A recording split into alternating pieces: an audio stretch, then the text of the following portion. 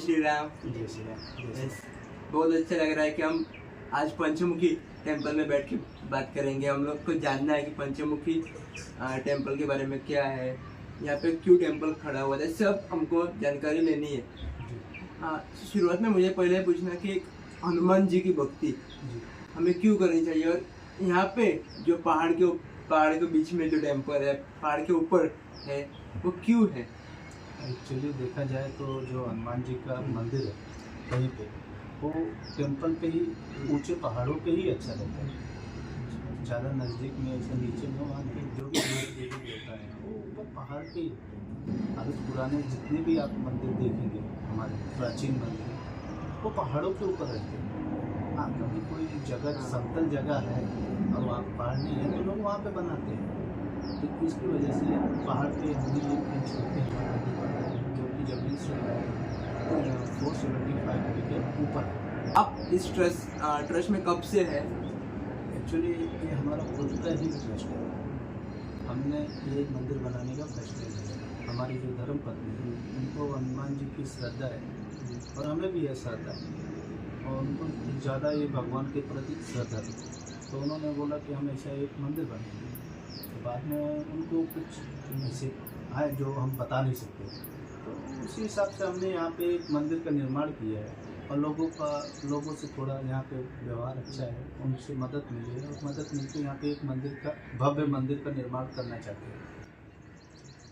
और आज भव्य मंदिर के लिए आपका प्लानिंग और फ्यूचर क्या हो सकता है लोगों के नज़रिए से?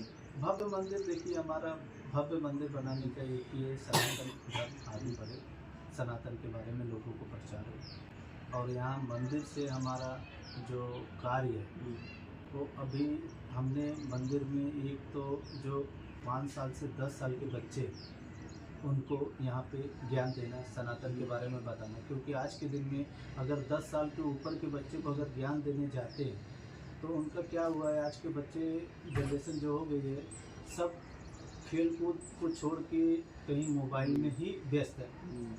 किसी के घर पे जाइए तो सभी के घर में 90% ऐसा मिलता है कि उनके घर में गेमिंग ज़्यादा है, पूजा पाठ के बारे में कोई ज्ञान नहीं है।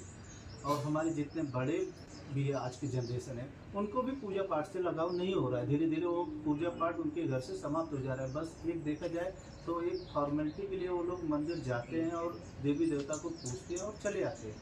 कैसे पूजना चाहिए, किस तरीके से वहाँ पे ध्यान देना चाहिए, तो कुछ भी उनको ज्ञात नहीं है। पंचमुखी टेम्पल में आपकी क्या प्रक्रिया रहती है और आप यहाँ पे क्या करते हैं युवाओं के लिए, बच्चों के लिए? यहाँ पंचमुखी हनुमान मंदिर में जो है, एक तो पहले मैं बताया कि यहाँ का मैं मंदिर का संस्थापक हूँ। दूसरा, यहाँ पे मैं पूजा पाठ भी करता हूँ। पूजा पाठ के साथ साथ में जो हमारी परिवार, जैसे हमारा बच्चा है, हमारी धर्मपत्नी है, वो लोगों को ज्ञान देती है सनातन के बारे में।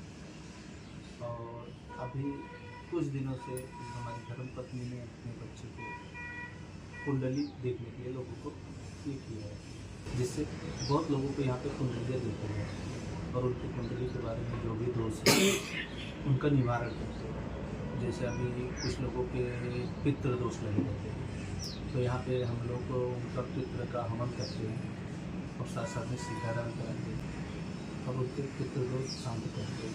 जैसे कुछ चीज़ें हैं यहाँ पे अभी धीरे धीरे हम लोग शुरुआत करते जा रहे हैं, क्योंकि पहले हमारे पास छोटे मंदिर की जगह नहीं थी। अब हनुमान जी के आशीर्वाद से, पंचमुखी हनुमान जी के आशीर्वाद से यहाँ पे बड़ा जगह हो गया, तो हवन भी होता है, कुछ लोगों का निवारण होता है और बैठने के लिए भजन कीर्तन भी होते हैं।